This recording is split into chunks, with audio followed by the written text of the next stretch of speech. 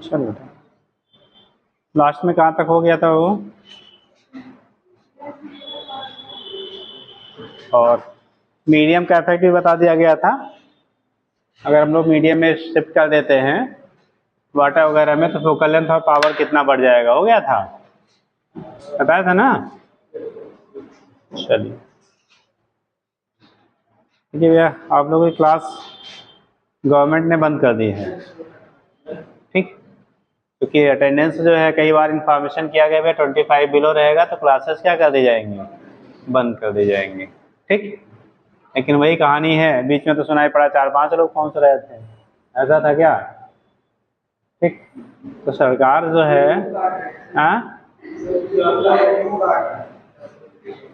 अरे सब डॉक्टर बनना है तो गेहूँ काट ले डॉक्टर बन जाए, तो दोनों चीज़ नहीं संभव है ना, तो गेहूँ काटे तो डॉक्टर बन जाओ, हाँ, है ना। ठीक है, काम भी जरूरी है, लेकिन अब सरकार अब कहे, कोई कहे कि हमारे यहाँ वो क्या बारात सब लोग गए हुए हैं, कभी कुछ है कभी कुछ है, प्रॉब्लम तो हमेशा रहेगी, ठीक। इसलिए गवर्नमेंट ने जो है 1 तारीख से आपके क्लासेस बंद कर दी हैं, मतलब गवर्नमेंट रिकॉर्ड में आप लोग क्या है छुट्टी होते हैं, लेकिन अब क्योंकि हम लोग की थोड़ी सी दायित्व है कि कम से कम मेन चीज़ें बता दी जाए, तो 10 तक जो भी 10-12 तक चले, ठीक है, तो उसमें जो मेन टॉपिक्स हैं उनको कवर करना है, जो क्वेश्चन बचा हुआ मेन जहाँ से क्वेश्चन डायरेक्टली राइज हो रहे हैं, ठीक। तो थोड़ा सा फास्टली पढ़ लीजिए, और जो लोग उपस्थित हैं वो लोग पढ़ेंगे, नहीं वाले तो नहीं की बात ही अलग है ना। तो इसलिए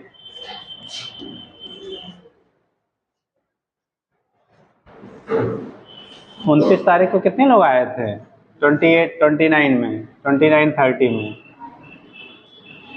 हाथ उठाओ, 29, 30, 29 को 4-5 लोग की रिपोर्टिंग थी, हाँ हाँ 5 लोग थे ना, क्योंकि ये सीधे पोर्टल पे जाता है ना, आपका अटेंडेंस जो होता है, कितने लोग आ रहे हैं कितने लोग नहीं आ रहे हैं, तो वहाँ से आदेश पारित हुआ कि आप लोग छुट्टियाँ ही मनाइए आराम से, ठीक। बट ये हुआ भाई, कम से कम चलिए हम लोग अपने बेस पे जो है जो हो पा रहा है 10-12 दिन मेन चीज़ें हैं उतना बता दीजिए, इसलिए पढ़ लीजिए, ठीक। तो भैया लोग भी कभी कभी भोले भटके केंद्र में हाजिरी लगा देते हैं, भगवान के दरबार में चलो एक बार दर्शन हो आते हैं, हाँ, है ना जी। चलो, इसीलिए सरकारी योजनाएं क्या होती हैं, धीरे धीरे बंद कर दी जाती, बंद कर देनी पड़ती हैं, ठीक है। ये जब आप आपके 50,000 1 लाख देते हैं तो रेगुलर आते हैं, और जब आप क्या कहते हैं कौन सा पैसा दिए हमें नहीं जाएंगे तो भी ठीक है, चले गए तो भी ठीक है ना। तो मेंटेलिटी तो ये होती है, ऐसा नहीं जितने भी गवर्नमेंट स्कूल हैं उनके टीचर अयोग्य हैं और प्राइवेट वाले बहुत ही योग्य हैं, ऐसा है क्या, नहीं है ना। लेकिन भीड़ कहाँ लगी हुई है, कॉन्वेंट स्कूलों में, क्यों, क्योंकि दादा वहाँ 2,000-3,000 महीना देते हैं तो लगता है अच्छा यहाँ खर्च हो रहा है, और गवर्नमेंट में 300 में 6 महीना पढ़ते हैं तो कहते हैं कि इसका तो कोई वैल्यू नहीं है ना। हाँ अब कहेंगे अभी ऐसे ही लोग कहेंगे, है ना, ठीक है, ऐसा ही कहेंगे लोग, बताओ। चलो देखो भैया, फिलहाल चीज़ें हैं, अगला देखिए कटिंग ऑफ लेंस बता दिया था, चलो हो गया था ना, कटिंग एंड रिजॉइनिंग दोनों हो गया था, ठीक। चलिए एक शॉर्ट में समझ लीजिए क्योंकि बहुत टाइम तो है नहीं, देखिए silvering of lens, silvering of lens, silvering of lens,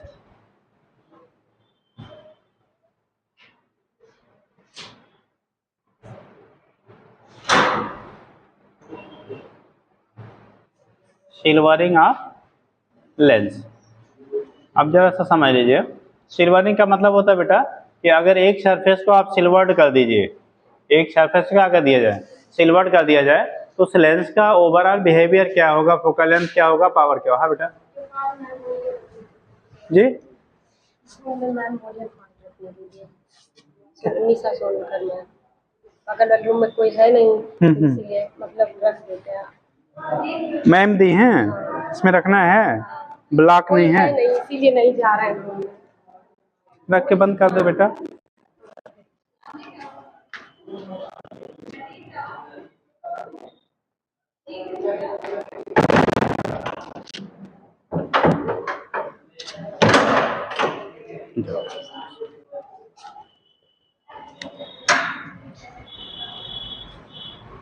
चलो, तो कंडीशन क्या हो रहा है, जब हम लोग सिल्वरिंग की बात कर रहे हैं बेटा, तो एक साइड को पॉलिश कर दिया जाता है, एक सरफेस क्या कर देते हैं आप, पॉलिश कर देते हैं, तो उसी को हम लोग टर्म देते हैं बेटा सिल्वरिंग ऑफ लेंस कहते हैं। ठीक, तो देखो अगर हम लोग पहला ले रहे हैं प्लेनो कॉन्वेक्स लेंस, पर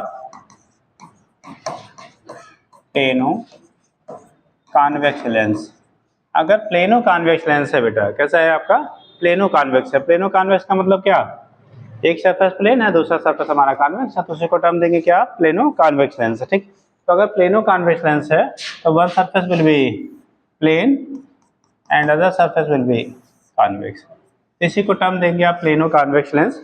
हम लोग जो सिल्वरिंग कर रहे हैं दोनों चीजें होती हैं, आप प्लेन सरफेस को कर रहे हो कि कर्व्ड सरफेस को कर रहे हो, उससे अकॉर्डिंग जो फोकल लेंथ होगा वो हमारा क्या होगा, चेंज हो जाएगा। तो प्लेनो कॉन्वेक्स लेंस पे पहला केस हम लोग ले रहे हैं कि प्लेन सरफेस को ले लिए, जो भी ले लिया पहले, प्लेन सरफेस को अगर आप क्या कर रहे हो, पॉलिश कर रहे हैं, ठीक, तो जो प्लेन सरफेस पे लाइट जाके इंसिडेंट होगी ना, वो काम करेगा एज ए मिरर। अगर किसी भी मिरर क्या होता है, ग्लास क्या होता है, ग्लास प्लेट ही तो होती है, पीछे से क्या कर देते हैं, पॉलिश कर देते हैं, पॉलिश करने की वजह से रे क्या करती है आपकी, रिफ्लेक्ट बैक हो जाती है, तो वो बिहेव करने लगता है एज ए मिरर। और जब पॉलिश नहीं होता है तो as a slab, as a lens काम करेगा, वो कवर डिपेंड करेगा वो कर्व्ड है कि प्लेन है। तो यहाँ पे क्या होगा ना, एक सरफेस बेटा क्या होगा, कर्व्ड होगा, इसकी मान लो रेडियस r है, और इसकी रेडियस जो होगा वो इनफाइनाइट, प्लेन सरफेस की रेडियस कितनी होती है आपकी, इनफाइनाइट होता है। और जब इनफाइनाइट होगा तो मिरर में हम लोगों ने पढ़ा था focal length F equal to r/2, तो अगर r की वैल्यू इनफाइनाइट है तो उसका फोकल लेंथ कितना हो जाएगा, फोकल लेंथ क्या होगा, इनफाइनाइट हो जाएगा। यानी कि जो हमारा मिरर होगा, मिरर का फोकल लेंथ क्या हो जाएगा आपका, इनफाइनाइट। और जो हमारा अब दूसरा पार्ट हुआ, आप ऐसे बना लो, जो हम वहां से बजाय यहां बना लेते हैं, इसे इक्विवेलेंट दिखा देते हैं कैसे बना हुआ है। देखो जैसे पहले मान लो हमने प्लेन सरफेस को क्या कर दिया, पॉलिश कर दिया। अगर प्लेन सरफेस पॉलिश है तो इसका मीनिंग ये हो गया बेटा कि इसके लिए r है, तो इसके लिए r डैश की वैल्यू जो होगी वो इनफाइनाइट हो जाएगी। अब ये इक्विवेलेंट टू आप कंसीडर कर सकते हो कि एक आपका प्लेनो कॉन्वेक्स लेंस है और दूसरा हमारा बिहेव करेगा एज ए प्लेन क्या है, मिरर। एक बिहेव करेगा एज ए प्लेन मिरर है और दूसरे का बिहेवियर होगा एज ए प्लेनो क्या है, कॉन्वेक्स लेंस है। तो इन दोनों के कॉम्बिनेशन से वो बन रहा है। अब यहाँ पे अगर इसके फोकल लेंथ को हम लोग एफ एल कह ले और इसके फोकल लेंथ को क्या कह लें, एफ एम कह लें, तो इस केस में क्या होगा, जो रे जाएगी एक सरफेस यहाँ पे रिफ्लेक्ट होगी और दूसरा यहाँ पे, यानी कि यहाँ पे दो बार रिफ्रैक्शन होगा और एक बार रिफ्लेक्शन होगा। हम लोगों ने अभी पीछे मिरर क्या लेंस फार्मूला पढ़ा था प्लेनो कॉन्वेक्स लेंस के लिए, जो फोकल लेंथ होता था एफ इक्वल टू r/μ-1, और जब हम लोगों ने बाई कॉन्वेक्स लिया था तो r/2μ-1 आपने कह लिया था। तो कंडीशन क्या होगा इसके लिए, जब आप एफ एम की बात करोगे, फोकल लेंथ इसका जब आप निकालेंगे, तो याद रखेंगे कोई भी अगर हम लोग इस तरह से सिल्वरिंग करते हैं तो सिल्वर्ड कंडीशन में पूछा जाता है कि टोटल जो फोकल लेंथ आपका होगा, यानी कि कॉम्बिनेशन का जो फोकल लेंथ होगा 1/f, यहाँ पे दो बार वो एज ए दो सरफेस पे रिफ्लेक्शन होगा तो एज ए लेंस काम करेगा, एक सरफेस पे रिफ्लेक्शन होगा तो एज ए वो मिरर काम करेगा। मतलब जो रिफ्लेक्टिंग सरफेस है वो मिरर जैसे बिहेव करेगा, जैसे यहाँ से रह गई, अब ये पॉलिश हो गया ना, पॉलिश ना होता तो ये पीछे निकल जाता, बट पॉलिश होने की वजह से जो भी रे आएगी ये यहाँ से रिफ्लेक्ट होगी, फिर यहाँ आएगी, फिर से रिफ्लेक्ट होगी, तो दो बार रिफ्लेक्शन होगा, एक बार रिफ्लेक्शन होगा। यानी कि अगर आप पॉलिश कर देंगे तो 2 टाइम्स रिफ्रैक्शन, हिंदी में क्या कहते हैं, अपवर्तन, ठीक, और एक बार रिफ्लेक्शन, दैट मीन्स कि अपरावर्तन होगा। दो बार रिफ्लेक्शन और एक बार क्या होगा, रिफ्रैक्शन होगा। तो उस केस में जो इक्विवेलेंट फोकल लेंथ हम लोग लेते हैं, क्या लेंगे, इक्विवेलेंट फोकल लेंथ 1/f होगा कॉम्बिनेशन का बेटा, वो 2/fl, दो बार आपका फोकस में एज ए लेंस और एक बार एज ए क्या होगा, मिरर होगा।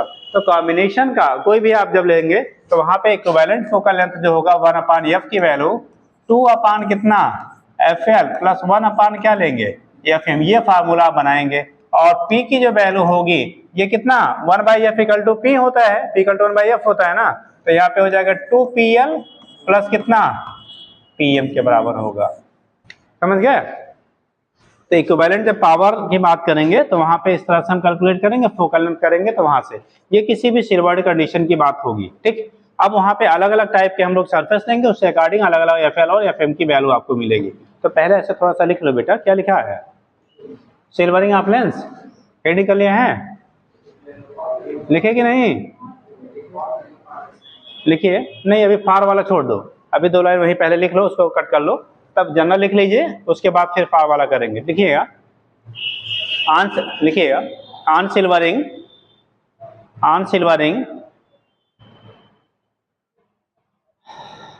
on silvering the surface of the lens, on silvering the surface of the lens behaves as a mirror,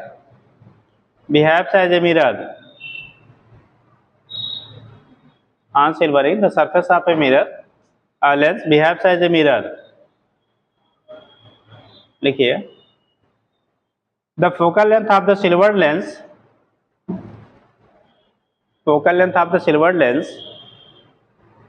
is given by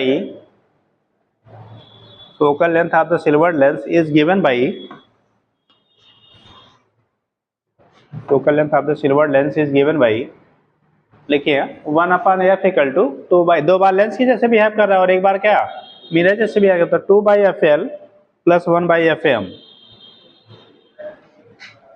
2/FL plus 1/FM ऊपर लिखा हुआ बेटा। एंड पावर लिखना होगा तो लिख लीजिएगा, FM है focal length of the mirror और FL है focal length of the lens.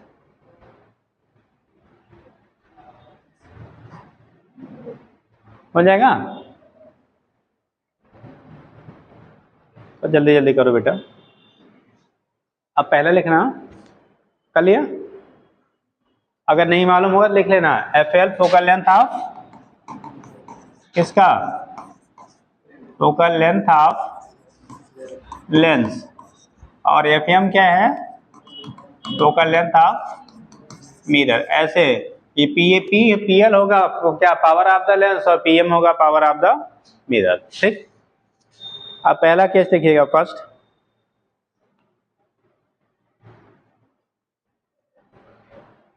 देखिए, फार प्लेनो कॉन्वेक्स लेंस, पहले देखिए फार प्लेनो कॉन्वेक्स लेंस, फार प्लेनो कॉन्वेक्स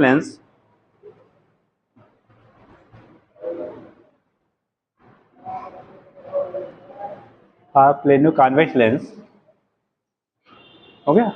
इसके लिए प्लेनो कॉन्वेक्स लेंस के लिए देखिएगा, इफ ए कर लेना, इफ प्लेन सरफेस इज कैसा हो बेटा? If plane surface is silvered, या उसी को पॉलिश कह लेते हैं, क्योंकि सिल्वरिंग टर्म हम लोग यूज करते हैं तो इसलिए सिल्वर्ड कहते हैं। ठीक, तो अगर प्लेन सरफेस को आप सिल्वर्ड करेंगे तो कंडीशन क्या बनेगी? देखो, FL की वैल्यू बोला गया बेटा। ठीक है, हम लोगों ने प्लेनो कॉन्वेक्स लेंस के लिए फार्मूला याद करो। ठीक है, उस केस में आपका फार्मूला आया था F इक्वल टू R/μ-1 आया था। ठीक, तो F की वैल्यू जो होगी R/μ-1 आता था। ठीक, और एंड आपका जो FM होगा बेटा, क्योंकि FM की वैल्यू R/2 होती है और सरफेस विल बी प्लेन, तो इसके लिए R की जो वैल्यू होगी वो इनफाइनाइट है, तो यहाँ पे इसका मतलब क्या हो गया? इनफाइनाइट हो गया। क्या हो गया आपका? इनफाइनाइट हो गया। अब इसका इनफाइनाइट होगा तो पूछा जाए इक्विवेलेंट फोकल लेंथ क्या होगा? सो focal length of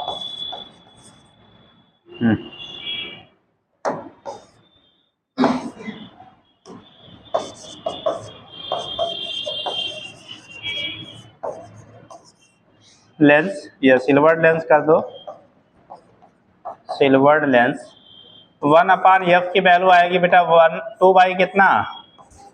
FL plus 1/FM। 2/FL की वैल्यू कितनी आई है बेटा? R/μ-1 और प्लस 1/इनफाइनाइट, इनफाइनाइट की वैल्यू इनफाइनाइट से डिवाइड करेंगे तो 0 हो जाएगा, तो ये फैक्टर तो 0 हो गया आपका, ये ऊपर जाएगा तो आएगा बेटा 2 म्यू माइनस 1 अपान कितना आर, ये 1 अपान एफ की वैल्यू है, सो एफ इक्वल टू कितना हो जाएगा आर अपान 2 म्यू माइनस 1। यानी कि अगर प्लेन सरफेस को हम लोग सिलवर्ट कर रहे हैं बेटा, तो उस केस में जो फोकल लेंथ की वैल्यू आएगी वो r अपान 2 म्यू माइनस 1 के बराबर आएगी, यानी कि जो बाई कॉन्वेक्स लेंस का फोकल लेंथ होता था। ठीक, दिखा दीजिए।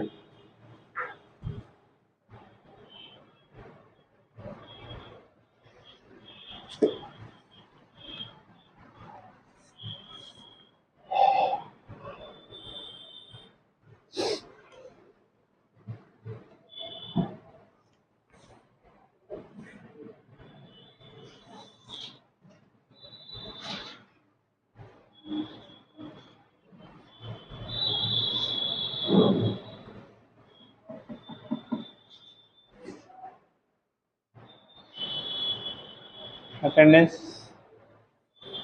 सेंड कर दीजिए। आप लोग की रेगुलर संख्याएं ये भी होती तो भी शायद ना बंद हुआ होता, अभी अप्रैल भर चल जाता। हाँ ठीक, लेकिन बार बार कहने के बावजूद भी लोग, है ना, किसी को छींक आ गई होगी, किसी को सर्दी हो गया होगा, किसी को सर दर्द हो गया होगा, कोई बारात चला गया होगा, है ना। हाँ, नुकसान किसका होता, पढ़ने वाले का है। आपकी पड़ोसी कहाँ है जी, वो गायब हो गई, तो रेगुलर थी भाई। हाँ क्या हो गए, आज ही गायब हुई है। अच्छा अच्छा, नहीं जैसे कुछ है जो रेगुलर रहते हो कभी कभी गायब होता है, कुछ भैया लोग हैं जो कभी कभी आने वाले हैं, है ना साहब लोग, लगता है घर वाले भगा देते हैं, आज नहीं गया तो खाना नहीं मिलेगा, तो कहते थे चलो चले चलते हैं, अटेंडेंस लगवा आते हैं।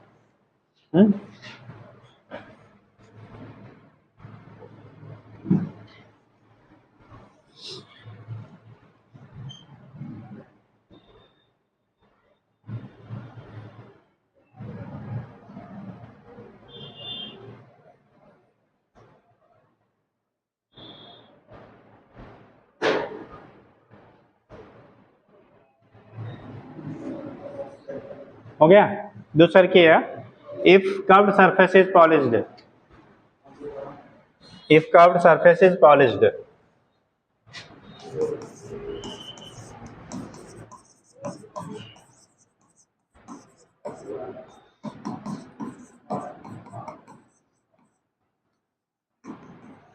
अगर हमारा कर्व्ड सरफेस कैसा है बेटा, पॉलिश किया जाए, जब कर्व्ड सरफेस पॉलिश करोगे, यानी जैसे ये है, अब इस सरफेस को हम लोगों ने पॉलिश किया बेटा, कौन वाला, जो कर्व्ड सरफेस है, तो अब की बात पहले सरफेस का रेडियस क्या होगा इनफाइनाइट, और दूसरे का कितना होगा आर होगा, पर जो कर्व्ड सरफेस उसका आर हो गया और जो प्लेन सरफेस उसका क्या हो गया इनफाइनाइट हो गया। तो जब आप निकालोगे बेटा तो इसका इक्विवेलेंट हो जाएगा, एक क्या हो गया लेंस और दूसरा हमारा कर्व्ड मिरर हो गया। ठीक, पहले प्लेन मिरर था, आपकी बार कैसा होगा कर्व्ड मिरर, तो इसका अगर इक्विवेलेंट हम लोग बात कर रहे हैं तो एक प्लेनो कॉन्वेक्स लेंस हो गया बेटा, और दूसरा कैसा हो गया, कौन सा मिरर है, कॉनकेव भी कॉन्वेक्स, कॉनकेव मिरर हो गया। ठीक, अब कंडीशन इसका मान लो हमारा एफ है, इसका मान लो हमारा एफ है, तो जब हम लोग फार्मूला अप्लाई करेंगे, क्या अप्लाई करेंगे बेटा, फार्मूला अप्लाई करोगे तो फार्मूले में क्या रखोगे, जब आप लिखोगे एफ की वैल्यू तो हमेशा r/2 होता है, रेडियस r है तो जो मिरर पोर्शन होगा उसका जो फोकल लेंथ होगा उसके रेडियस का आधा हो जाएगा।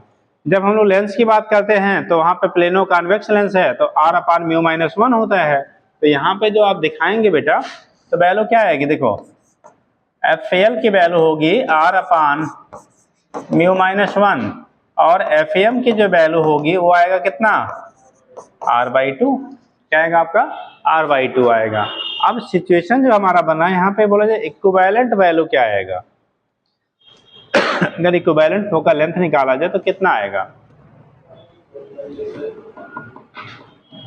भाई हम लोगों ने भी फार्मूला आपको बताया था कि इक्विवेलेंट वैल्यू जो होगी 1 अपान एफ की वैल्यू, ठीक है, 2/FL प्लस 1 क्या होता है FM होता है, तो आप वहां पुट करो तो 1 अपान एफ की वैल्यू जो होगी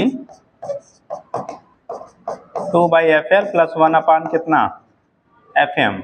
यहाँ से रखेंगे तो 1 upon F equal to 2 by F L की वैल्यू आई बेटा R upon mu minus 1 plus कितना 1 अपान आर बाई 2। ये 2 कहाँ जाएगा ऊपर, तो ऊपर हो गया बेटा, देखो ये भी हो जाएगा, तो 2 ब्रैकेट में mu minus 1 upon R plus 2 by कितना आर। ठीक, अब कंडीशन क्या हो रहा है, इसको ओपन जरा कर लो बेटा, तो 2 mu minus 2 by R plus 2 by कितना आर। ये फैक्टर उड़ा सकते हैं जी, तो ये 1 अपान एफ की वैल्यू आ गई। सो F equal to R upon कितना 2 म्यू। एफ की वैल्यू जो आ जाएगी आर बाई 2 म्यू के क्या हो जाएगा बराबर हो जाएगा। ये केस आपका होता अगर हम लोग कर्व सरफेस को जब पॉलिश कर रहे हैं, और वहां था जब हम लोग कैसे प्लेन सरफेस को पॉलिश किया था। नोट कर लो बेटा।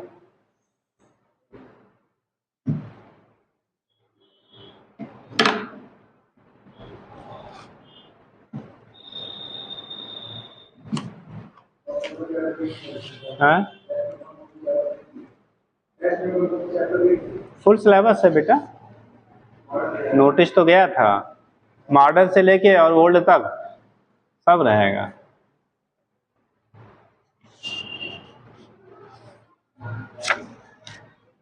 ये देखो फाइल बच्चों की यहीं छूट गई है, पता लगा कोई और उठा ले गया, हाँ तो दोबारा बनाना पड़ेगा है ना, कहाँ रखा जाए। हाँ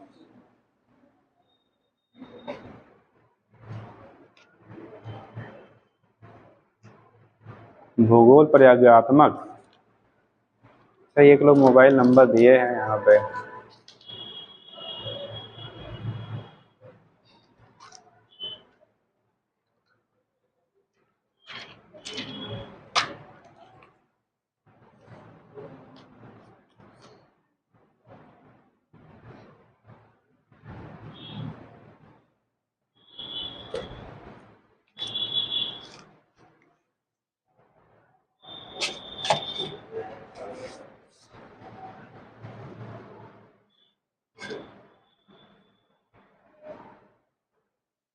हो गया बेटा। अब अगला होता कंडीशन, अगर डबल बाई कॉन्वेक्स लेंस हो, यानी कि बाई कॉन्वेक्स जिसे कह लेते हैं, डबल कॉन्वेक्स या उसी को बाई कॉन्वेक्स लेंस, और एक सरफेस को आप सिल्वर कर दीजिए, लिखिएगा for by convex lens,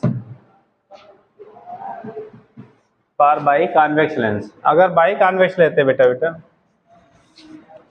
third point होगा for by convex lens, by convex lens. ठीक, तो उस केस में क्या होता है, अगर बाई कॉन्वेक्स लेंस की आप बात करते हो, किसकी बात करते हैं, बाई कॉन्वेक्स लेंस की बात करते हैं, तो उस केस में आपको देखो एक सरफेस को हमने पॉलिश कर दिया बेटा, क्या किया, एक सरफेस पॉलिश्ड है, तो ये अगर पॉलिश हो गया तो इक्विवेलेंट होगा एक कॉन्वेक्स लेंस और प्लस कितना एक आपका मिरर हो गया। ठीक, एक मिरर हो गया, दूसरा कॉन्वेक्स। यहाँ पे रेडियस दोनों सरफेसेस के सेम लेंगे बेटा। जब बाई की बात करेंगे तो दोनों की रेडियाई क्या रखा जाएगा सेम, यानी कि इसका भी आर है और इसका भी आर है।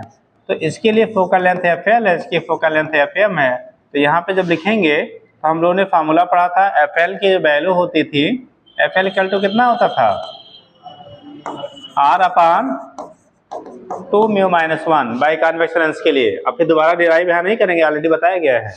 ठीक, तो वहाँ पे बाई कॉन्वेक्स लेंस के लिए आपका फोकल लेंथ का फॉर्मूला आता है आर अपान 2 म्यू माइनस 1 के बराबर आता था। ठीक, और जो एफ एम लिखेंगे तो एफ एम की वैल्यू क्या होती है बेटा आर बाई 2। इसका फोकल लेंथ क्या हो गया आपका आर बाई 2 हो गया। अब इक्विवेलेंट आपको निकालना है, तो जैसे पहले बाकी को जोड़ा गया, आप ऐसे यहाँ भी ऐड कर लीजिए, तो 1 अपान एफ। अब डायरेक्ट लिख दे, समझ गया ना कैसे निकालना है। तो so focal length of combination, focal length of silvered mirror का द सिल्वर्ड लेंस। तो f की जो वैल्यू होगी बेटा कितने, f की वैल्यू तरीका निकालने का 1 upon F equal to 2 by F L plus 1 by F M. Calculate करना हो कर लीजिएगा। वैल्यू जो आएगी यहाँ पे r अपान 2 ब्रैकेट में 2 म्यू माइनस 1, ठीक। तो निकालना होगा, घर पे बैठ के निकाल लीजिए, r अपान 2 ब्रैकेट में 2 म्यू माइनस 1।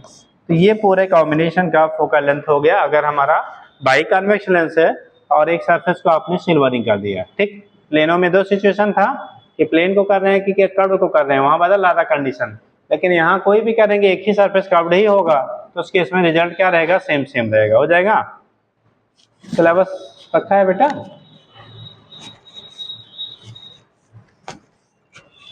आई डिफेक्ट तो हटा ही दिया गया है, फिर आज डिफेक्ट इन लेंस थोड़ा सा चेक कर लो। हाँ, क्योंकि बहुत कुछ करने के लिए अलग से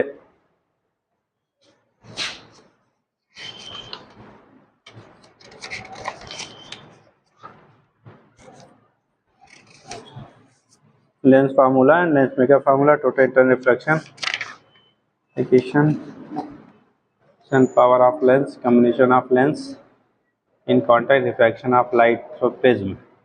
इसके बाद बेटा आपको रिफ्रैक्शन है, बाकी चीज़ें हटा दी गई हैं क्योंकि वक्त भी कम है, ठीक। हाँ जी, तो उस केस में जो है आप फिर रिफ्रैक्शन पढ़ लीजिए, ठीक है। और इसके बाद फिर ये ख़त्म हो जाएगा जब, तब आपको इलेक्ट्रॉनिक डिवाइसेस वो पढ़ा देंगे, क्योंकि यहाँ से सर्टेन आपके क्वेश्चन से हर साल आते हैं, ठीक है। अब जैसे आपने एटम एंड न्यूक्लियर केमिस्ट्री में भी पढ़ते हैं, ठीक, तो वो जनरल चीज़ें हैं, आप एक बार रिवाइज कर लीजिएगा वहाँ से। अब क्लासेस रेगुलर होती है तो फिलहाल हो जाता, लेकिन अब nature of matter and radiations, ये भी वहीं से, फोटो इलेक्ट्रिक इफेक्ट वगैरह भी केमिस्ट्री में पढ़ाया है। फोटो इलेक्ट्रिक इफेक्ट पढ़ाया गया होगा केमिस्ट्री में भी, पढ़ा कि नहीं, पढ़े हैं ना। हाँ, स्ट्रक्चर ऑफ एटम में वहाँ पे आता है फोटो इलेक्ट्रिक इफेक्ट, इसमें नहीं, वो तो हमें भी मालूम है, आप ही लोग नहीं पढ़ाने दिए, नहीं तो सब पढ़ाते हैं। हाँ, है ना, आपके मित्र साथी लोग ही जो है। अरे पहले ये खत्म करे जहाँ से सर्टेन वाला, वहाँ तो कभी कभी वाला है, वो तो वहाँ भी जानते हैं, ठीक।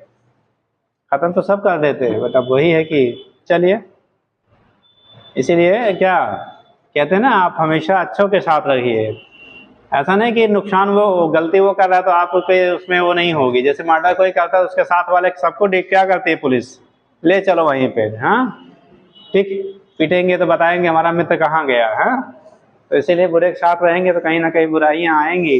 हाँ, चलो ठीक बेटा। फिलहाल एक पता नहीं कौन सर ने लिखा था कि जो है नहीं तो क्लासेस बंद कर दी जाएंगी, किसी का एक स्टेटमेंट था क्या, सर बंद करवा दीजिए, कहिए क्लास में आए हुए हैं क्या वो, अच्छा टेस्ट देने खाली आते हैं, कौन है,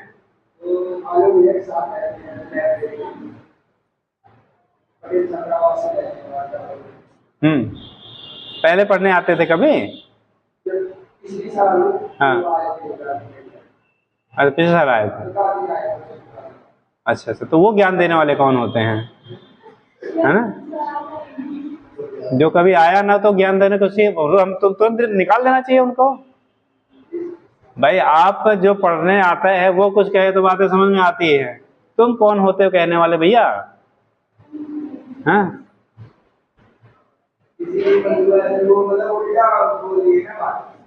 नहीं तो वो हैं कौन, मैंने सर से पूछा, लेकिन सर सुबह गाँव गए थे, क्या सर अभी यहाँ रिकॉर्ड है नहीं, मैं बताता हूँ। हाँ, अरे कुछ भी आते हो बेटा, उनको टेस्ट भी देने करना चाहिए, क्यों देने आते हैं वो भी दे ले, मार्केट में अवेलेबल है ना, कौन सा जरूरी है। भाई आप हमारे रेगुलर स्टूडेंट हो तो कुछ आप कहो का या सुनो तो बात समझ में आती है, तुम हो क्यों तुम्हें टेस्ट देने दिया जाए।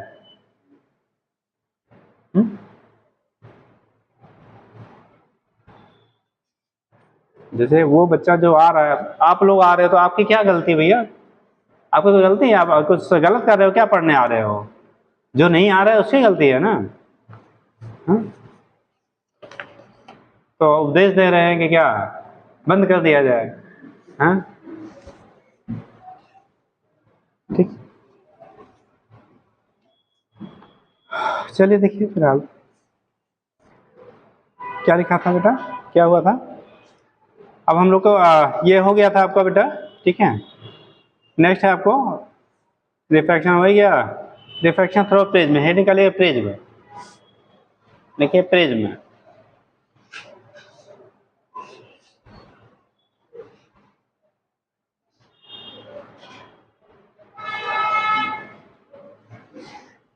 अगली बार एक वो लिखवाएंगे, एक 10 रुपए के स्टैम्प पैड पर लिख के ले आइए और मार्कशीट और ट्रेती क्या जमा करिए हाई स्कूल इंटरमीडिएट की, तब फाइनली जब एग्जाम देंगे तब फिर उसके बाद मिलेगा, है ना। खिलवाड़ समझ रखे हैं सब फ्री की चीज़ों को। नहीं आना क्यों रजिस्ट्रेशन करवाते हो, हैं? अगर जिसको नहीं आना वो रजिस्ट्रेशन क्यों करवाते हैं, ठीक। अब गवर्नमेंट के रिकॉर्ड में इतने लोग रजिस्टर्ड हैं, ठीक। आज तक मुझे नहीं लगता कभी 25-30 से ज़्यादा हुई हो ये संख्या, है ना। स्टार्टिंग के 2-4 दिन छोड़ दिया जाए, जब ये बीए वाले भी पहुंच जाते भैया कहाँ चल रहा है हम भी देख लेते हैं, ठीक। वो चीज़ है ना, जैसे गवर्नमेंट रिकॉर्ड में ये होता है ना कि भाई रजिस्टर्ड आपके कितने हैं, 70-80 हैं, आते हैं 20 लोग, ठीक। एक क्वेश्चन उठता है ना आखिर बाकी लोग क्यों नहीं आ रहे, 2 कारण हो सकता है, तो बच्चा क्या नहीं आ रहे हो, तो टीचर लोग पढ़ा ना रहे हो। जैसे 2 चीज़ है ना कि आप अगर 80 रजिस्टर्ड है, 20 आ रहे हो, 15 आ रहे हो, ठीक, तो बाकी क्यों नहीं आ रहे हैं, एक क्वेश्चन उठता है ना। अब ये नहीं पता 11 जो भी आया उसको हमने क्या कर लिया, रजिस्टर्ड कर लिया। रूल्स है पहले टेस्ट लिया जाए उनके बायो क्या पूरी वो डिटेलिंग ली जाए, तब उसके बाद फिर क्या हो उनकी एडमिशन लिया जाए। अब कहानियाँ जितनी इजी वे में हो जाती है उतना इजी में क्या समझ आता है। अभी अगली बार रूल हम बताते हैं, ठीक। पढ़ना तो आओ, नहीं तो भाग जाओ पहले ही, तो नौटंकी बना के रखे हुए हैं। आज छटवा देते हैं मेरे को, हाँ? चलो लिखो था, लिखिए पेज में। नहीं, जैसे जो आता है वो कुछ सजेशन दे, कुछ कंप्लेन करे तो बातें समझ में आती हैं। जो आता ही नहीं कभी है वो कौन होता है कहने वाला, हाँ? जो कभी आया ही ना हो क्लास में वो कौन होता है, क्लास में चले ना चले या बंद हो जाए या ये ना हो वो ना हो, हाँ?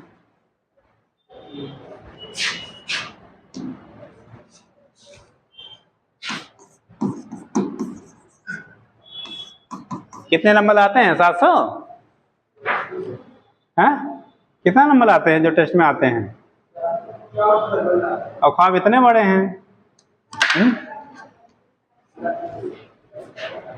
ऐसे पिछले साल एक कोई बहस की, क्या नाम था उसका, हाँ शिवम चौधरी, ठीक। वो पता नहीं कहा टेप आपके क्या हालाते थे उसका, कौन सा किसका था टेस्ट हो रहे थे, PW का आंसर सेट पता लगा इतना पूछा जाए तो 0, कितना है था आपके बाद नीट में,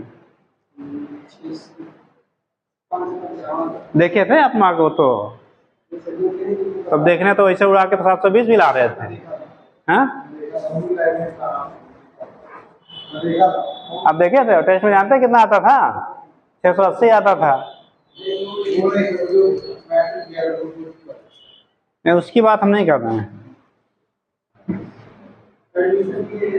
हाँ? किसमें,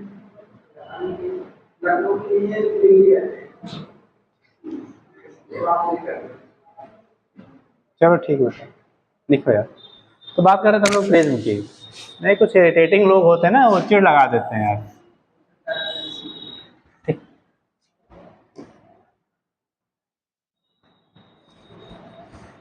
कंडीशन हो रहा है बेटा कि इसे हम लोग कह लेते हैं प्रिज्म एंगल, क्या बोलेंगे, प्रिज्म एंगल लेते हैं। अब बात एक आती है कि प्रिज्म क्या हमेशा इसी शेप का होता है, ये ऐसे क्या है 3 फेसेस होते हैं, 3 कापियां थे बेटा, अब ऐसे बनेगा नहीं, 3 ये क्या सरफेस, एक इधर से एक इधर से और एक इधर से, तीनों इस तरह से मिलके बनती है, ठीक।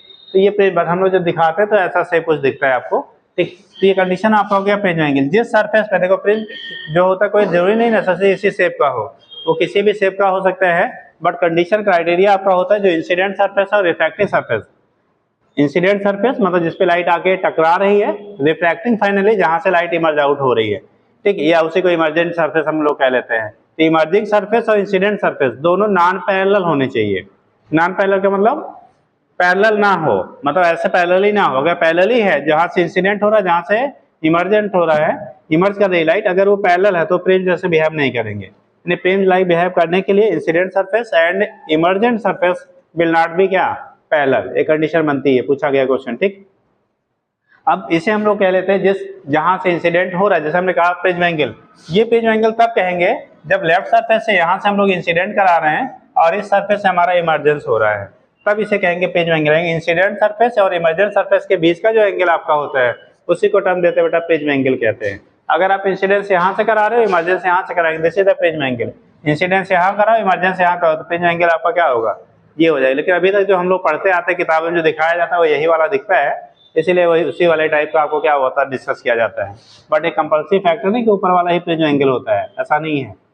अतः जहाँ से इंसिडेंट होगा, जहाँ से इमर्जेंट होगा, उनके बीच का जो एंगल होगा उसे टर्म देंगे हम लोग क्या, प्रिज्म एंगल कह लेते हैं। ठीक है, अब केसेस क्या यहाँ पे बनते हैं बेटा। ठीक, तो थोड़ा चूंकि समय की को है, ये प्रिज्म एंगल हो गया। अब हम लोग यहाँ से नॉर्मल ड्रा करेंगे।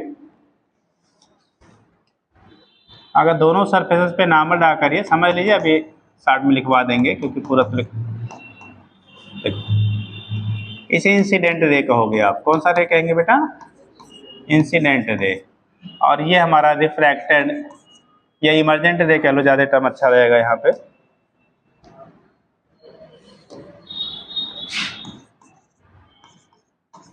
इमर्जेंट रे, इंसिडेंट रे एंड क्या हो गया आपका, इमर्जेंट रे हो गया। ठीक, कंडीशन क्या हो रहा है, इसे नॉर्मल कह लेते हैं। क्या कहेंगे इसे, नॉर्मल। ये हमारे नॉर्मल है दोनों सरफेसेस पे। जो ये होगा, ये एंगल ऑफ इंसिडेंस हो गया। अगर इसे हम लोग कैसे दिखा रहे हैं, आई से दिखा रहे हैं। ठीक, तो उस केस में पहले सरफेस पे जो होगा, ये हमारा नॉर्मल से जो एंगल बनेगा, इसे आप R1 ले लेते हैं, इसे आप R2 ले लेते हैं, और ये इसे इमर्जेंट एंगल कह लेते हैं। एंगल ऑफ इमर्जेंस जो आपका होगा, ठीक है, उसे आप E से दिखा दे रहे हैं। कंडीशन क्या होता है बेटा, देखो दो बार इस जो रे इंसिडेंट हो रही है उसकी दो बार रिफ्रैक्शन हो रहा है, एक बार पहले सरफेस पे, दूसरी बार दूसरे सरफेस पे। तो जो रे आपकी इंसिडेंट हो रही है, एक टर्म आपका पड़ा होगा डेविएशन। डेविएशन मतलब हिंदी में कहते हैं बेटा विचलन। मतलब जो रे आ रही है वो अपने ओरिजिनल पाथ से जितनी बेंड हो रही है उसी को टर्म क्या देंगे आप, डेविएशन कहेंगे। यानी कि आने वाली रे अपने ओरिजिनल पाथ से जितना क्या अगर रिबेंडिंग उसमें हो रही है उसी को हम लोग कह लेंगे बेटा डेविएशन। उसे क्या टर्म देंगे आप, डेविएशन कह लेते हैं। तो बात आती है यहाँ पे फर्स्ट सरफेस पे कितना डेविएशन होगा, सेकंड सरफेस पे कितना डेविएशन होगा। तो यहाँ पे अगर डेविएशन की हम लोग बात करेंगे, डेविएशन एट फर्स्ट सरफेस। ठीक,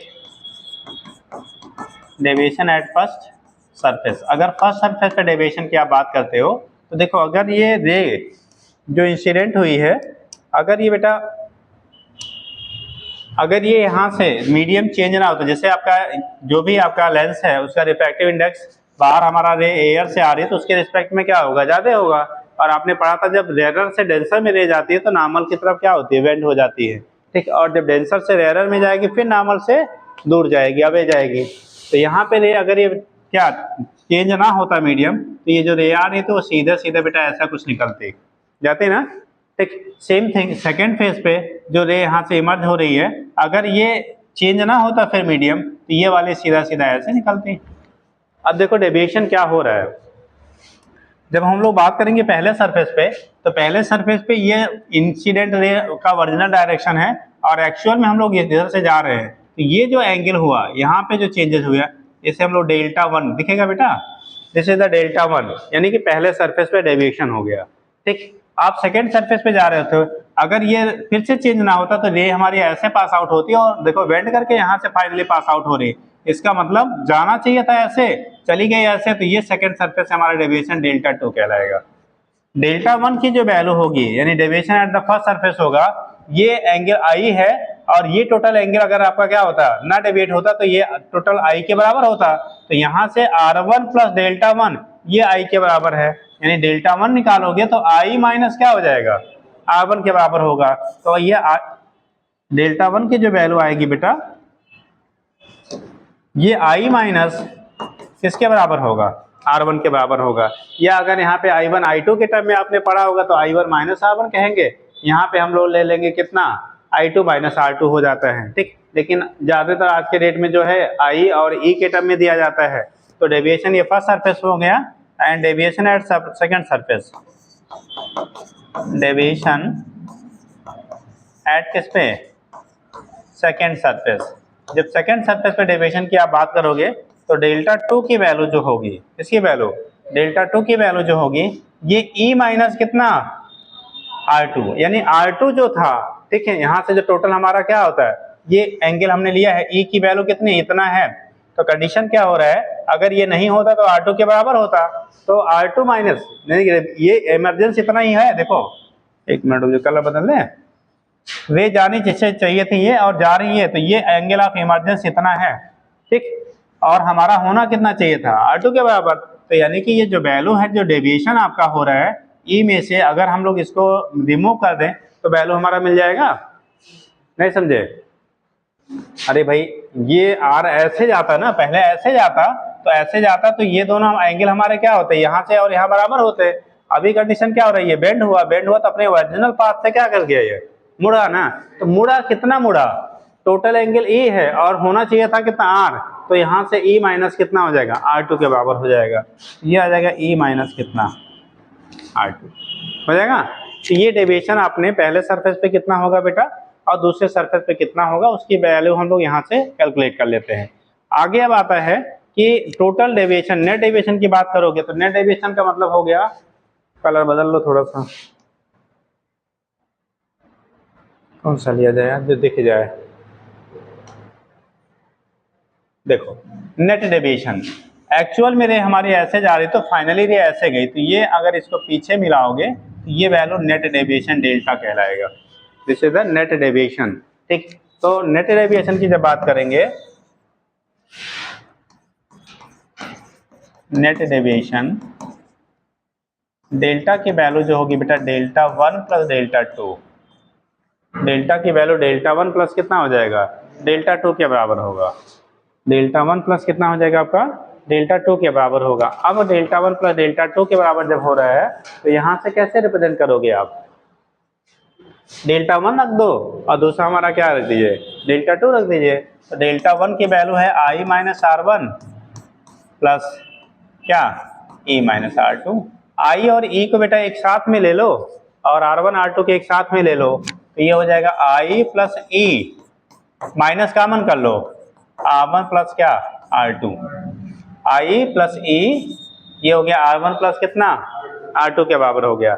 याद रखेंगे जो R1 और R2 एक्सटर्नल एंगल है ना, ये इसके क्या इंटरनल एंगल के बराबर यानी A के बराबर होता है, तो उसी को कह लेंगे हम लोग R करके delta equal to I plus E minus A, यहीं पे लिख लीजिएगा since A equal to R1 plus क्या होता है R2।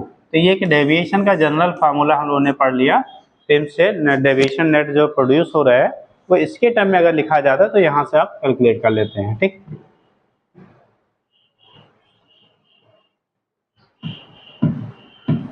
इतना तो नोट कर लीजिए, तब आगे बताएं।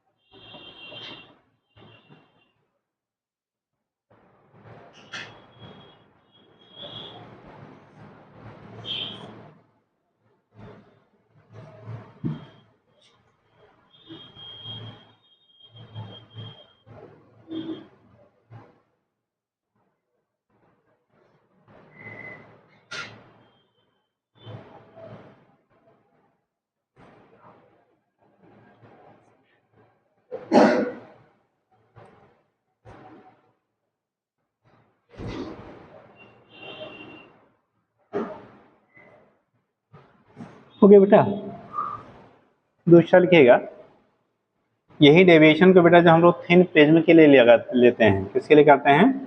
अगर प्रिज्म की क्या थिन है जिसके लिए प्रिज्म एंगल वैसे एक्यूरेसी तो आती है बेटा 5 डिग्री या बिलो के लिए, लेकिन हम लोग कैलकुलेट करें अप टू 10 डिग्री तक, मतलब 10 डिग्री या उससे बिलो आपका अगर प्रिज्म एंगल की वैल्यू है तो उस केस में हम लोग उससे थिन प्रिज्म के लिए जो डेविएशन की बात करते हैं, डेविएशन जब निकालते हैं तो वो म्यू -1 इंटू ए के बराबर होता है। म्यू होता है refractive index of the prism. तो लिखिएगा नीचे, फॉर थिन प्रिज्म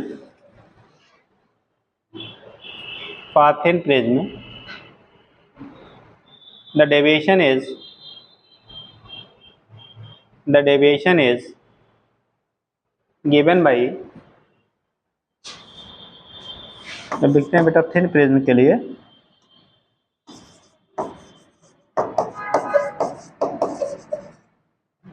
डेल्टा की वैल्यू लिखा जाता है म्यू -1 इंटू ए।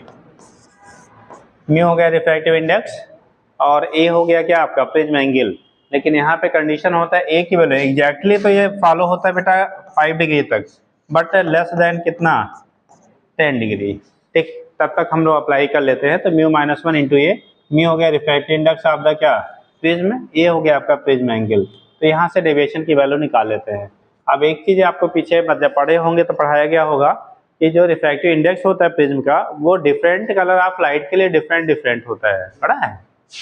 अलग अलग कलर की लाइट के लिए सेम क्या लेंस का आपका जो लेंस हो चाहे आपका प्रिज्म हो, उनके रिफ्रैक्टिव इंडेक्स की वैल्यू डिफरेंट होता है। पढ़ा है कि नहीं? तो पढ़ा है, चलिए ठीक। तो अलग अलग के लिए अलग होता है, नहीं पढ़ा तो भी सुन लिया, याद रखिएगा फिर आगे के लिए। तो डिफरेंट कलर ऑफ लाइट के लिए डिफरेंट होगा। रेड कलर के लिए रिफ्रैक्टिव इंडेक्स की वैल्यू सबसे कम होती है क्योंकि वेवलेंथ सबसे ज़्यादा होता है, और वायलेट कलर के लिए आपका रिफ्रैक्टिव इंडेक्स की वैल्यू सबसे ज़्यादा होती है क्योंकि वहाँ पे वेवलेंथ सबसे कम होता है। तो याद रखेंगे, फॉर, ऐसे लिख लेंगे, सिंस फॉर रेड कलर, ऐसे कर लिए फॉर, नहीं ऐसे, since refractive index of lens for different color is different color is different।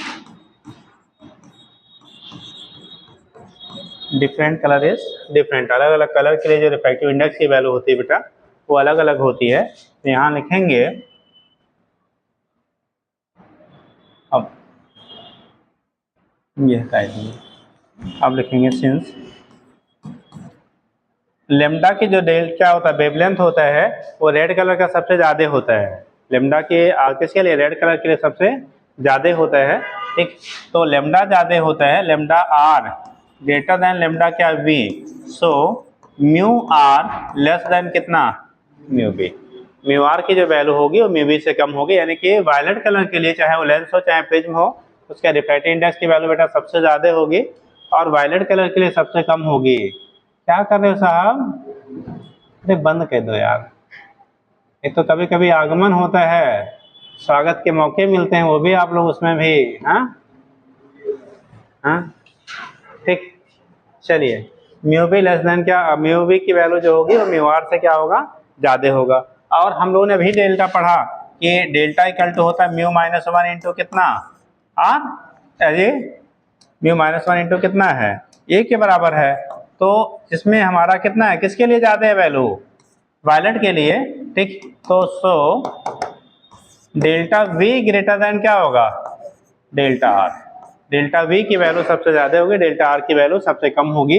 इसीलिए आपने लोअर क्लास में ही पढ़ा होगा जब व्हाइट लाइट को इंसिडेंट कराया जाता है प्रिज्म पे तो वो 7 कलर में क्या होता है बढ़ जाता है, पढ़ा है ना, ठीक। तो उसका रीजन आपका यही है बेटा, क्योंकि जो डेविएशन आपका होगा प्रिज्म से ना वो अलग अलग कलर के लिए आपका अलग अलग होगा। तो मान लो हमने अब व्हाइट लाइट की तो व्यवस्था नहीं है, ये ले लो। अब इसमें जब ये डेविएट होगा बेटा ना, सबसे ऊपर वाली जो रे होगी वो कैसी होगी रेड कलर की, और सबसे नीचे वाली जो रे होगी वो कैसी होगी बेटा वायलेट। इसे ले लें, अब कुछ एग्जैक्ट तो है नहीं, हाँ?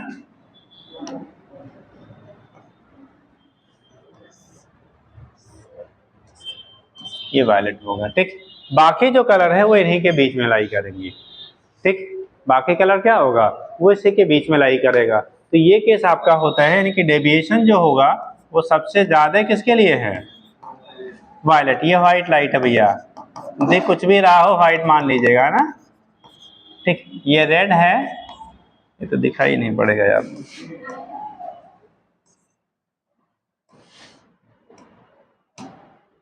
ये रेड है और ये वाला वायलेट है। आपने विबग्योर पढ़ा होगा, क्या पढ़ा होगा, विबग्योर। तो यही होती है रे, हम एक ही कलर से दिखा लेते हैं। किससे दिखा लें आप,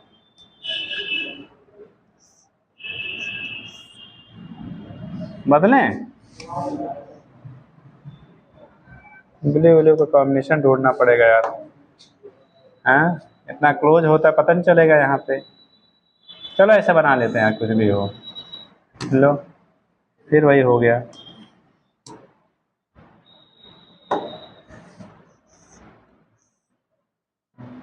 इसे बना देते हैं अब, कितना हो गया, 3 3 6। एक तो वाई भी निकाल लेते हैं ना, VIV GYOR, इसको हम एलो कर लेते हैं। एलो तो हमारे पास सही है, एक को बना लो बेटा एलो वाला, और एक को बना लो ऑरेंज वाला। मान लो है नहीं एग्जैक्ट, लेकिन इसको कंसीडर कर लो, ठीक।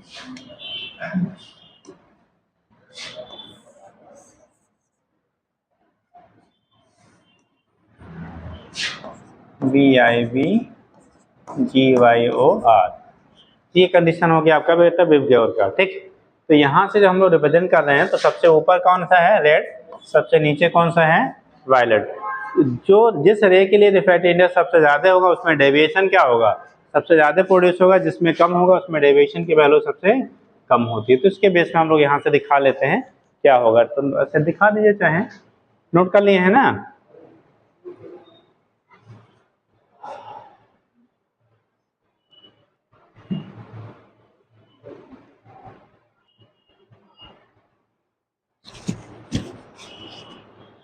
अब देखो कुछ स्टेटमेंट पॉइंट पे देख लीजिए। जब मिनिमम डेविएशन की कंडीशन होगी, फॉर मिनिमम डेविएशन, ठीक। एक मिनट जरा सुनिए, ये बच्चों की फाइल छूट गई है, यहीं कहीं रख लीजिए आपने। कोई और बचा है? नहीं नहीं, और नहीं है, वो तो हमने रख दिया, ऊपर था, नहीं वही है। और नहीं है ना? नहीं, और नहीं है बेटा, कहीं फाइल वाइल तो नहीं है किसी का, रखवा दीजिए, फिर बाद में दिलवा दीजिएगा। चलो देखो, तो उस केस में क्या होगा कि यहाँ पे जो डिफरेंट कलर हैं उनके लिए आपकी डेविएशन की वैल्यू क्या होगी, डिफरेंट। बात करते हैं हम लोग मिनिमम डेविएशन की, ठीक। एक टर्म आता है मैक्सिमम डेविएशन, दूसरा होता है हमारा मिनिमम डेविएशन। जब मैक्सिमम डेविएशन के लिए कहा जाता है तो उस केस में एंगल ऑफ इंसिडेंस की वैल्यू जो होती है वो 90 डिग्री ली जाती है। मैक्सिमम डेविएशन कंडीशन के लिए जो आपका एंगल ऑफ इंसिडेंस आई है ना, वो 90 डिग्री हम लोग लेते हैं, ठीक। तो R1 की वैल्यू जो होगी वो क्रिटिकल एंगल के क्या हो जाएगा, बराबर हो जाएगा, ठीक। जब I की वैल्यू 90 है मीडियम में, तो R1 की वैल्यू क्या हो जाएगी, R की वैल्यू उस केस में हमारा क्रिटिकल एंगल C के बराबर होता है, ठीक। और R2 की वैल्यू जो होगी वो A माइनस C के बराबर होता है।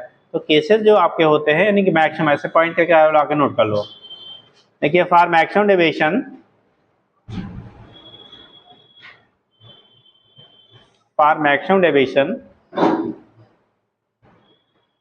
angle of incidence I equal to 90 degree, angle of incidence I equal to 90 degree, and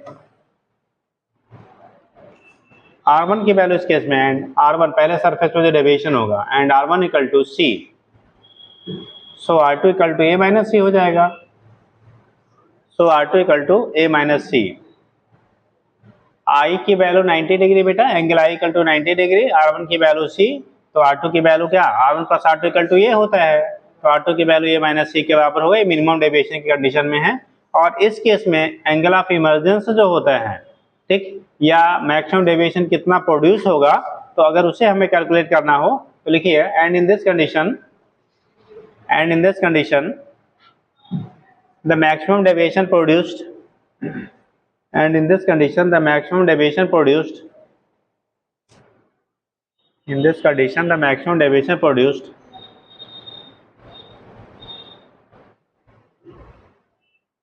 the maximum deviation produced is given as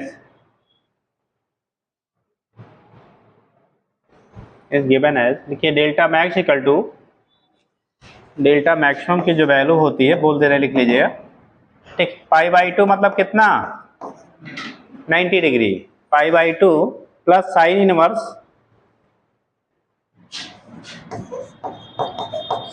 inverse मतलब, ठीक, साइन ब्रैकेट में लिखिएगा ए साइन क्या इनवर्स, फिर ब्रैकेट में लिखिए साइन ए माइनस सी अपान साइन सी, लिख दें साइन इनवर्स साइन ए माइनस सी अपान साइन सी, फिर माइनस आपका हो गया ए।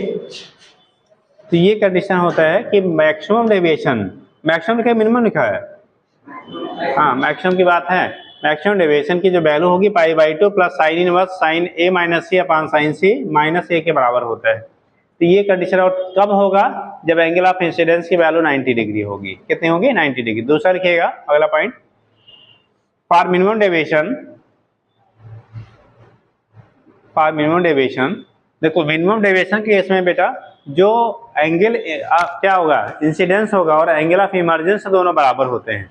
मिनिमम डेविएशन की कंडीशन में angle of incidence and angle of emergence both are equal, ठीक। तो लिखिएगा फॉर क्या लिखिए बेटा minimum deviation, for minimum deviation angle of incidence देखिए angle I will be equal to angle of emergence angle E, यानी कि एंगल आई की जो वैल्यू होती है मिनिमम डेविएशन के इसमें बेटा angle I equal to angle क्या होता है ई, पॉइंट याद रखिएगा, दैट इज नीचे that is ray passing through the prism, ray passing through the prism, ray passing through the prism will be, ray passing through the prism will be parallel to the base of the prism, parallel to the base of the prism,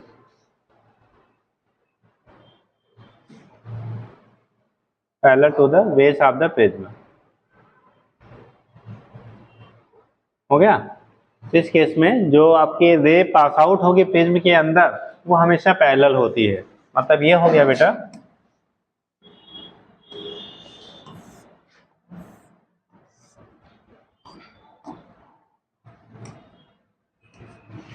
जो रे आके incident हो रही है ना, यहाँ से जो निकलने वाली रे होगी इसके अंदर से जो जा रही है वो हमेशा इसके इस बेस के कैसा होगा पैरेलल आपका होता है, तभी यहाँ पे एंगल ऑफ इंसिडेंस के जो वैल्यू है ये आई और यहाँ पे जो एंगल ऑफ इमर्जेंस है ई, ये दोनों एंगल आई और एंगल ई क्या होंगे आपस में बराबर होंगे, ठीक। जो रे आपके बेस के पैरेलल जा रही है, अच्छा क्या प्रिज्म से पास आउट हो रही है वो पैरेलल टू द बेस होना चाहिए, और इसीलिए ग्राफ पूछा गया डेल्टा और आई के बीच में। तो एक पर्टिकुलर एंगल के लिए हमारा जो होता है वो डेविएशन की वैल्यू मिनिमम होती है। जब ग्राफ हम लोग ड्रा करते हैं बेटा,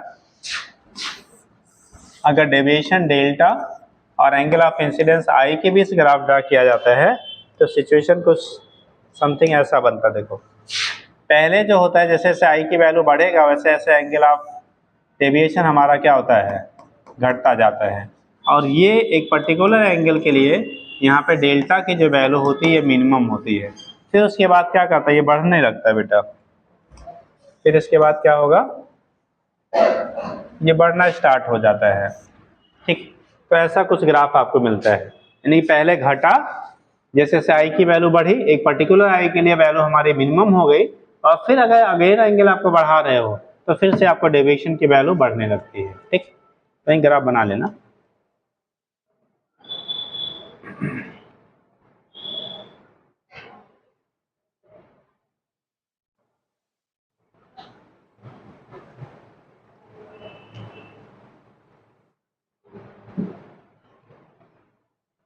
और अभी हमने पढ़ा था R1 प्लस R2 की वैल्यू ए के बराबर था बेटा। तो जब अंदर दोनों एंगल बराबर बनेंगे तो R की वैल्यू a/2 के बराबर हो जाएगा, और I की वैल्यू जो होगी angle of incident a plus delta m/2 लिखिएगा। अंडर दिस कंडीशन या इन दिस कंडीशन जो भी कर लो, इन दिस कंडीशन जो हमारा एंगल ऑफ क्या रिफ्रैक्शन है, जो एंगल है फ्रिंज के बीच में एंगल बनेंगे R1 R2 बराबर होंगे, और R1 R2 बराबर होगा। चूंकि R1 plus R2 equal to ए लिखा था तो R plus R equal to A, तो R की वैल्यू कितनी हो जाएगी बेटा, a/2 होगा। मिनिमम डेविएशन की कंडीशन में जो एंगल बनेगा आपको अंदर रिफ्रैक्शन हो रहा है पहले सरफेस पे या दूसरे पे, उसकी जो वैल्यू होगी वो a/2 के बराबर होगा, और I की जो वैल्यू होगी a प्लस डेल्टा m/2 के बराबर होगा। लिख लीजिएगा and I equal to a plus delta m/2। हम लोगों ने स्नेल्स लॉ पढ़ा था, mu equal to sine I by sine R, ठीक।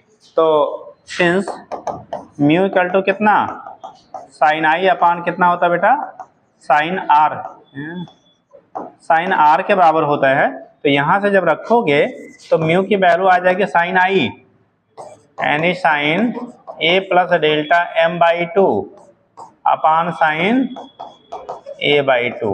इम्पोर्टेंट फार्मूला है, खूब पूछा जाता है बेटा, क्वेश्चंस को बनाए जाते हैं, कभी कभी रिलेशंस खाली पूछ लिया गया है, ठीक। तो याद रखिएगा म्यू की value sine a plus delta m/2 upon sine a/2 की क्या हो जाएगा, आपका बराबर हो जाएगा, ठीक।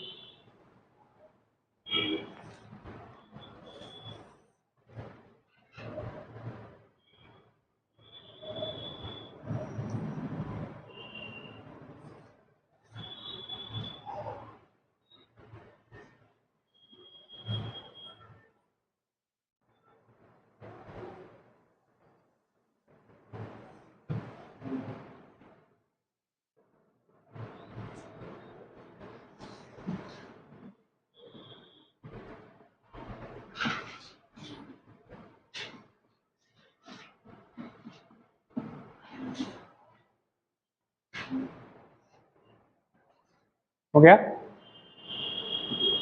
चलो ठीक बेटा। तो ये केस आपका होता है म्यू की value sine A plus delta m/2 upon sine a/2 के बराबर होगा। कैसे होता है इसका यहाँ से दिखा लेंगे, हो जाएगा बेटा।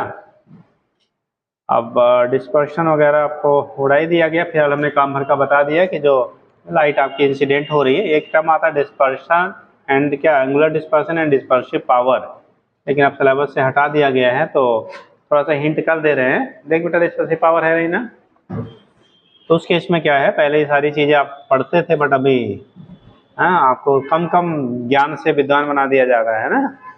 तो कहते हैं कैसे 720 आ गया, जब टेढ़ी चीज़ें हटा दी गई तो अइबे करेगा, हाँ ठीक है जी। नहीं, तो उसमें क्या होता है, लाइट जैसे अभी हमने बोला कि जब लाइट इंसिडेंट होती है तो सेवर कलर में क्या होगा, डिस्पर्स होगा। तो अलग अलग कलर में जो डिस्पर्शन हो रहा है, अलग अलग कलर में जो बढ़ रहा है, तो उनके पीक यानी कि जो हमारा क्या है रेड कलर के लिए और वायलेट कलर के बीच का जो एंगल होगा, दोनों पीक को अगर मिलाया जाए पीछे तो जो एंगल बनेगा तो उसी को हम लोग एंगुलर डिस्पर्शन कहते हैं। मतलब दो स्टीम कलर के बीच का जो एंगल आपका होगा उसी को आप एंगुलर डिस्पर्शन कहेंगे, ठीक है। तो ये चीज़ें आपकी होती हैं। और दूसरा टर्म होता है dispersive power, angular dispersion upon mean deviation, और मीन डेविएशन हम लोग येलो कलर के लेते हैं, यानी थीटा अपॉन क्या, डेल्टा वाई की जो वैल्यू आपकी होती है उसी को कहा जाता है बेटा डिस्पर्सिव पावर, यानी कि किसी प्रिज्म को इंसिडेंट होने वाली रे को कितना वो डिस्पर्स कर ले रही है वो उसकी कहलाती है डिस्पर्सिव पावर कहलाती है, ठीक। तो फिर हटा दिया गया तो बेटा कोई दोनों चीज़ों की कंडीशन है, ठीक है। नहीं तो वहाँ पे कई चीज़ें हम लोग पढ़ते थे। तो आगे क्या है बेटा, देखो जरा बची हुई कहानी है इसमें। हाँ जी, अच्छा स्कोप पे आ गए, चलो हम लोग भी स्कोप पे ही आ जाते हैं। ह्यूमन डिफेक्ट वगैरह हटा ही दिया गया है, मायोपिया मेट्रोपिया कोई पूछ रहा था, आप पूछ रहे थे, ठीक है। मायोपिया मतलब होता है बेटा, ऐसा सुन लिया, नियर साइटेडनेस, निकट दृष्टि दोष।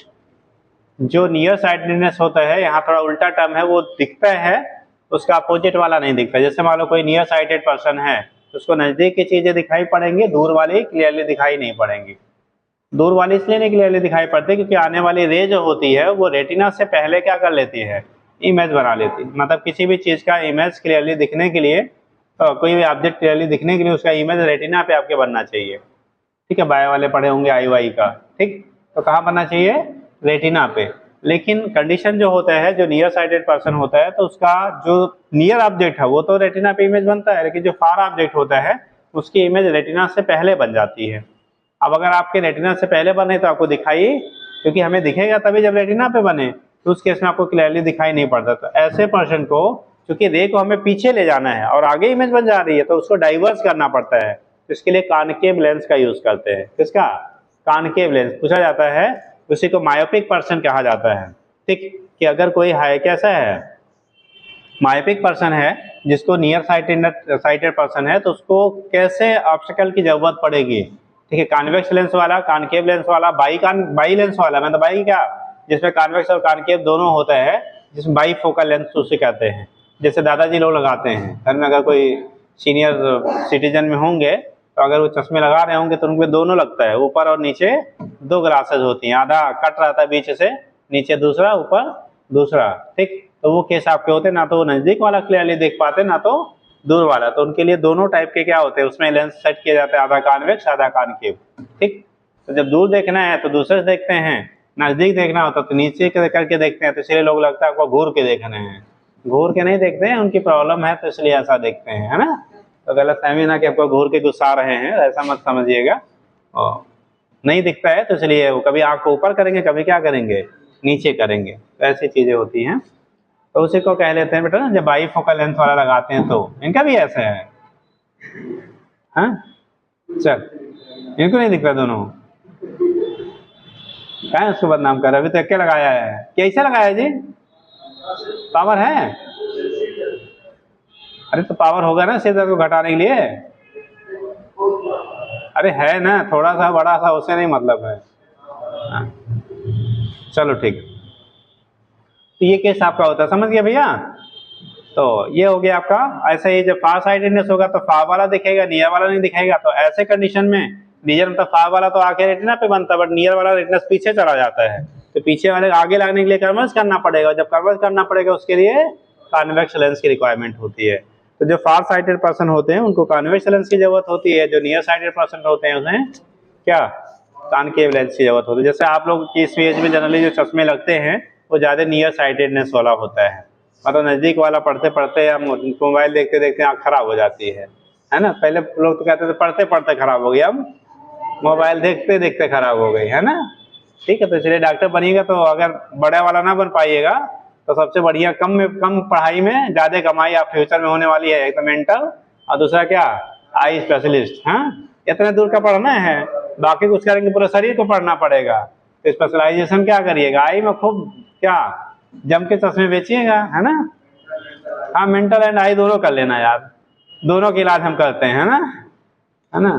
तो क्योंकि फ्यूचर में सबसे ज़्यादा डिमांड इन्हीं होने वाली है, बाकी तो है ही है, अभी भी हैं, लेकिन फ्यूचर में जो नए नए युवा जन आएंगे ना, और सब लाइन इसी के लगाते हैं। हाँ, ठीक, मतलब आज के हमें लगता है बहुत रेयर बच्चे होंगे जिनके 2-4 घंटा स्क्रीन पे ना रहते हों, है ना। टीवी स्क्रीन हो चाहे मोबाइल स्क्रीन हो चाहे जो भी हो। ठीक, अगर आप 4-6 घंटे मोबाइल को दे रहे हैं, चाहे पढ़ने के लिए दीजिए चाहे खेलने के लिए दीजिए, कुछ भी है, तो कहीं ना कहीं नुकसान करेगा ही। हाँ, हाँ बेटा, कान में ब्लूटूथ लगाने से बेटा ये है कि जैसे हम लोग क्या करते हैं, कुछ लोग कान में ऐसे लगाते हैं सीधा, ब्लूटूथ का भी साइड इफेक्ट है, क्योंकि वो तभी आपको इसके, जैसे मान लो मोबाइल है ना, मोबाइल सिग्नल को कैसे ऑब्जर्व कर रही है, आप देखो इसमें मैग्नेटिक फील्ड होते हैं ना, तो वही तो कैच कर रहे हैं इलेक्ट्रोमैग्नेटिक वेव को।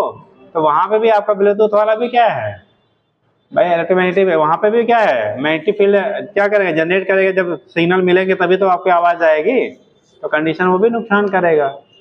ठीक, तो इसलिए ब्लूटूथ लगा लगा के जब आजकल खूब गाने सुन रहे हैं लोग, तो दिन के बाद सुनना ही बंद हो जाएगा, है ना। तो दूसरा टूथ लगाना पड़ेगा। ठीक, इसलिए थोड़ा सा इन सब चीज़ों से। ईयरफोन में कंडीशन ठीक है, अगर आपको ईयरफोन की जरूरत है, जैसे ईयरफोन से क्या रेडिएशन नहीं जाता है, क्योंकि वो डायरेक्ट यहाँ से जाती है, तो इससे सुनने के बजाय ईयरफोन लगा के अगर आप सुनते हैं तो वो कम हार्मफुल है। जैसे डायरेक्ट ऐसे है, आप लेके कान में सुन रहे हो घंटा भर, तो उससे अच्छा अगर आप एयरफोन लगा के कर रहे हो, वो भी क्या केबल सिस्टम, ठीक, तब वो आपको कम नुकसानदायक होगा इन कंपेरिजन टू आजकल जो भी नए नए तीर्थ आ गए हैं ना, तो उनसे बचने के लिए। हाँ चलो देखो, हाँ अब 50 वाला खरीदो चाहे 500 वाला खरीदो बेटा, वो तो तुम्हारे ऊपर डिपेंड करता है। हो जाएगा भैया। तो इसके चूंकि हटा दिया गया, ये भी बेटा रिमूव कर दिया गया है, पहले आपको डिफेक्ट वगैरह थे अभी हटा दिए गए हैं। तो नेक्स्ट हमारे पास जो हम लोग को पढ़ना है, वो पढ़ना है क्या चीज़, जो इंस्ट्रूमेंट होते हैं, लिखिएगा optical instrument, optical instrument, optical instrument बेटा, ऑप्टिकल इंस्ट्रूमेंट।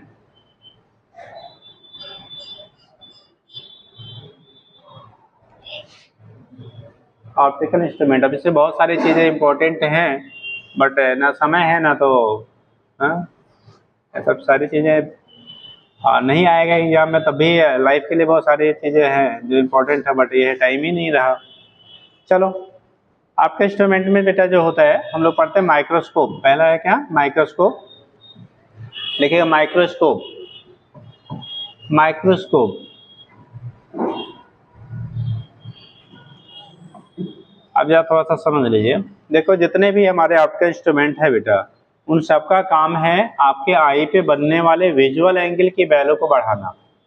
कंडीशन क्या होता है ना, जैसे आप ऐसे ऑब्जर्व कर लो, एरोप्लेन कितने लोग पास से देखे हो, एरोप्लेन देखा पास से? अच्छा चलिए, कुछ लोग एयरपोर्ट तक पहुंचे देखिएगा, ठीक, मान लें हम नहीं जो पहुंचे वो ऊपर उड़ते हुए देखे होंगे, है ना।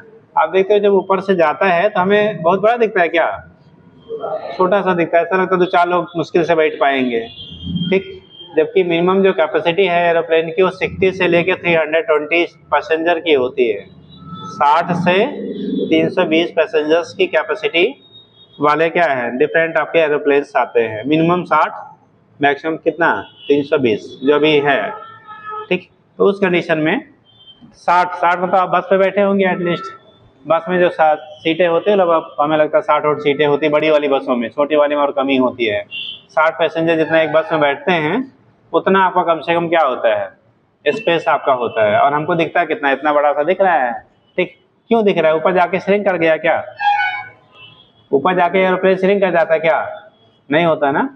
रीजन क्या है कि वो हमारे आई पे जो बनाने वाला एंगल वहां से है ना, कोई भी ऑब्जेक्ट हमें कितना बड़ा या छोटा दिखता है वो उस ऑब्जेक्ट की एक्चुअल साइज पे केवल डिसाइड नहीं होता है, वो डिपेंड करता है कि वो आपके आई पे कितना एंगल बना रहा है, जो एंगल फॉर्म करता है उसके बेस पर हम डिसाइड करते हैं कि वो हमें छोटा दिखेगा या बड़ा दिखेगा। तो उसी को हम लोग विजुअल एंगल कह लेते हैं बेटा, ठीक। आपके आई पे कितना एंगल वो सस्टेन कर रहा है उस ऑब्जेक्ट के द्वारा, उसे विजुअल एंगल कह लेंगे। तो जितने भी हमारे ऑप्टिकल इंस्ट्रूमेंट हैं उनका केवल एक काम है कि आपके आई पे उस ऑब्जेक्ट से आने वाली जो रे है ना, उसके विजुअल एंगल की वैल्यू को क्या कर दे, वो बढ़ा दे, उनकी वैल्यू को क्या करना, बढ़ाना। तो विजुअल एंगल की वैल्यू को बढ़ाना एक केवल रोल है आपके जितने भी हम लोग इंस्ट्रूमेंट के पढ़ेंगे, वो चाहे सिंपल माइक्रोस्कोप हो, कंपाउंड माइक्रोस्कोप हो, टेलीस्कोप हो, जो भी आपके हैं, ठीक, सारे के सारे आपके आई पे बनने वाले उस ऑब्जेक्ट के द्वारा विजुअल एंगल की वैल्यू को इंक्रीज कर देते हैं। जो जितना ज़्यादा इंक्रीज कर लेगा हम बोलेंगे उसकी मैग्नीफाइंग पावर उतनी ज़्यादा है। मैग्नीफाइंग पावर का मतलब जो जितना ज़्यादा आपको बड़ा करके दिखा ले, शुद्ध हिंदी में कोई भी ऑब्जेक्ट, जैसे इतना बड़ा ऑब्जेक्ट लिया आपने किसी इंस्ट्रूमेंट से देखा, अब ये पता लगा 20 गुना उसने दिखा दिया, मैग्नीफाइंग पावर कितना हो गया, 20 टाइम्स हो गया उसका, ठीक। किसी ने 5 टाइम बढ़ा पाया, तो वो डिपेंड करेगा कि जितना ज़्यादा वो मैग्नीफाई, जितना ज़्यादा बड़ा कर पाएगा उसी को हम लोग मैग्नीफाइंग पावर कहते हैं। और मैग्नीफाइंग पावर होता है visual angle with instrument upon visual angle without instrument, यानी ratio of visual angle with instrument to the visual angle without instrument. यानी कि जैसे मान लो इसको आपने, हम देख रहे हैं, अब हमें जितना ये दिख रहा है, हमने कुछ इंस्ट्रूमेंट लगा लिया, अब कितना हमें दिखाई पड़ेगा, तो उसके द्वारा हमारे आई पे कितना एंगल बन रहा है और एक्चुअल में कितना एंगल ये बना रहा है, उसके रेशियो को हम लोग मैग्नीफाइंग पावर कहेंगे। यहाँ पे क्या बोलेंगे बेटा, मैग्नीफाइंग पावर। जैसे वहाँ पे m=i/o कहा था, वही चीजें यहाँ पे है, यहाँ हम लोग इंस्ट्रूमेंट के टर्म में बात कर ले रहे हैं, ठीक है।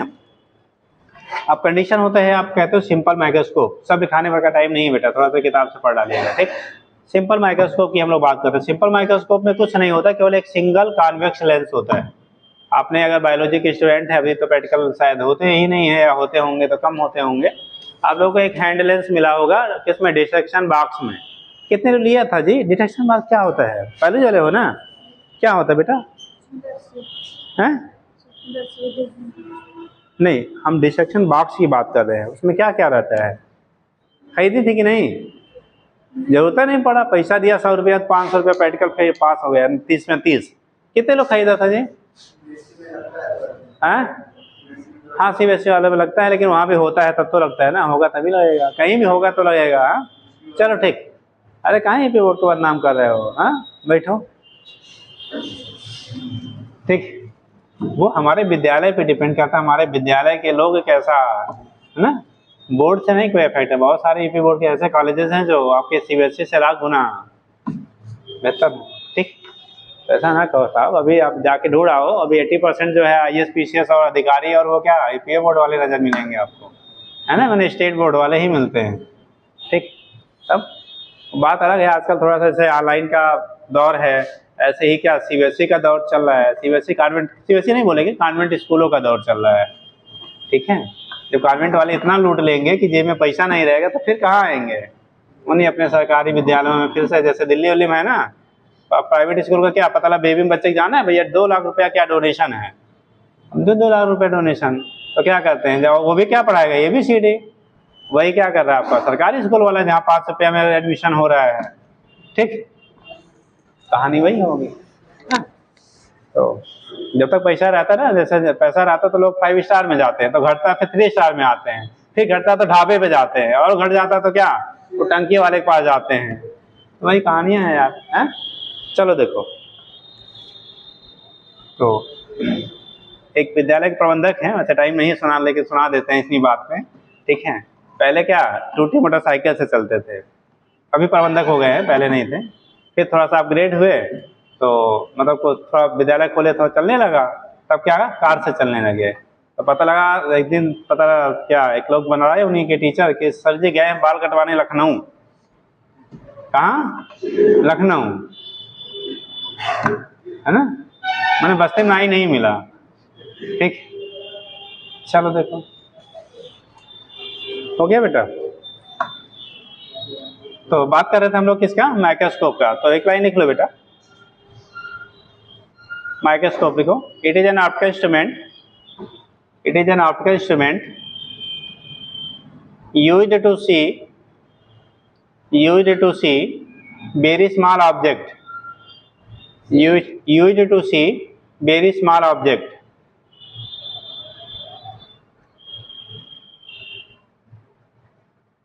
and its magnifying power is the ratio of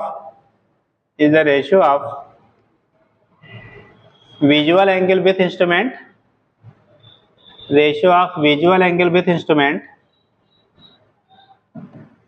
to the visual angle without instrument, visual angle without instrument, when object is placed at